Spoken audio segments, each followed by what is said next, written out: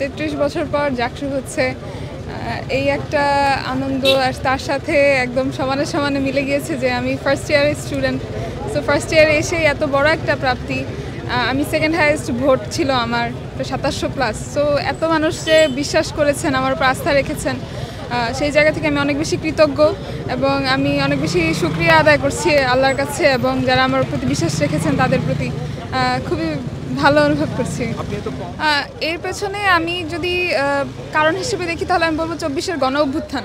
আমাদের চোখের সামনে আমরা দেখেছি। তার আগে 19 সালে যখন আবরার ফাহাদকে হত্যা করা হয় বুয়েটে, তখন আমি ক্লাস 9-এর স্টুডেন্ট। সকালবেলা যখন পত্রিকার পাতাটা খুলি, প্রথম পাতায় ঝকঝকে এক তরুণ যার লাশের খবর পাওয়া যায়, তার বাবার বাসায় তার লাশ গিয়েছে সেই খবর পাওয়া যায়, তখন থেকে এই বিশ্ববিদ্যালয়ে অপরাজনীতি আমাকে নাড়িয়ে দিয়েছিল। আমি চাচ্ছিলাম যে এটা রেভলিউশন দরকার এবং সেটা আমাদের পথ আরও সহজ করেছিল 24।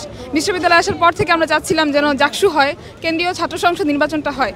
সেই জায়গায় আরও অনেক সংগ্রাম করতে হয়েছে এই পর্যন্ত আসতে। দীর্ঘ 9 মাস ধরে আমরা এই দর কষাকষি করছিলাম প্রশাসনের সাথে। সো এই জায়গায় এসে তারপর মনে হয়েছে যে প্রার্থী হওয়াটা আমার জন্য উচিত, কেননা অ্যাটলিস্ট দিন শেষে আমাকে আমার কথাই বলতে হবে, আমাকেই আমার কথা বলতে হবে। সেই জায়গা থেকে দাঁড়িয়ে যাওয়া এবং আমার মনে হয় যে 24-এর গণ অভ্যুত্থান আমাদের যে জেনারেশন, যে জেন জি জেনারেশন, তাদেরকে অনেক বেশি এগিয়ে নিয়ে গিয়েছে সাফল্যের ক্ষেত্রে বলি কিংবা এই অগ্রগতির দিকে। একমাত্র স্মার্ট সিটি বসুন্ধরা, আধুনিকতায় এক ধাপ এগিয়ে।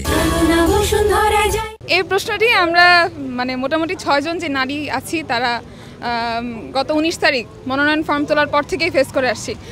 বিষয়টা হচ্ছে যে অন্য প্যানেলের নারীদেরকে যখন জিজ্ঞেস করা হয় না যে তারা কেন অন্য ওই প্যানেলে গিয়েছে, কিন্তু আমাদেরকে প্রতিনিয়ত ফেস করতে হচ্ছে এই প্রশ্নটি। খুবই লজ্জাজনক আমি বলবো, কেননা 6টি মনোনীত নারী পদ, সেখানে নারীদের আসতেই হতো, নারীদের প্রতিনিধিত্ব আলটিমেটলি নারীদেরকেই করতে হতো, সেখানে অন্য কেউ আসবে না। এটা খুব স্বাভাবিক একটা ব্যাপার।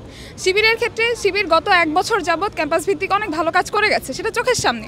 আমি নিজে ভলান্টিয়ার ছিলাম তাদের আশিফা মেডিকেল ক্যাম্পে, চোখের সামনে আমরা তাদের দেখেছি। তাদের যে সাংগঠনিক কৌশল কিংবা সুশৃঙ্খল যে নিয়মনীতি তারা মেনটেন করেন, এটাই তাদের প্যানেলে আসার জন্য মূল চালিকা শক্তি ছিল আমার ক্ষেত্রে। তাদেরকে আমি পরাজিত বলবো না, তারা পরাজিত হয়ে যাননি। তারা হয়তো বা তাদের ক্ষেত্রে কিছু ক্ষেত্রে হয়তো আমি এগিয়েছিলাম, কিন্তু সেটা মাত্র ভোটের ওই সংখ্যাটা জাস্ট। কিন্তু তারা শুরু থেকেই আমার সঙ্গী ছিলেন, আমার সাথে ছিলেন। তারা ছিলেন বলেই আমি সেখানে দাঁড়ানোর সাহস পেয়েছিলাম।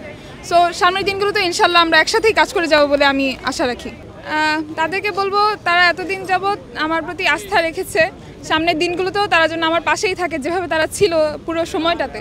আমি চাইবো যে ফার্স্ট ইয়ার হিসেবে এটা জেনেও তারা যে ভরসাটা আমার উপর রেখেছিলেন সেটা যেন ইন ফিউচার রাখেন এবং আমার জন্য দোয়া করবেন বেশি বেশি। এটাই আমি চাইবো। ইনশাল্লাহ আমি আমার ভালো কাজগুলো অব্যাহত রাখবো।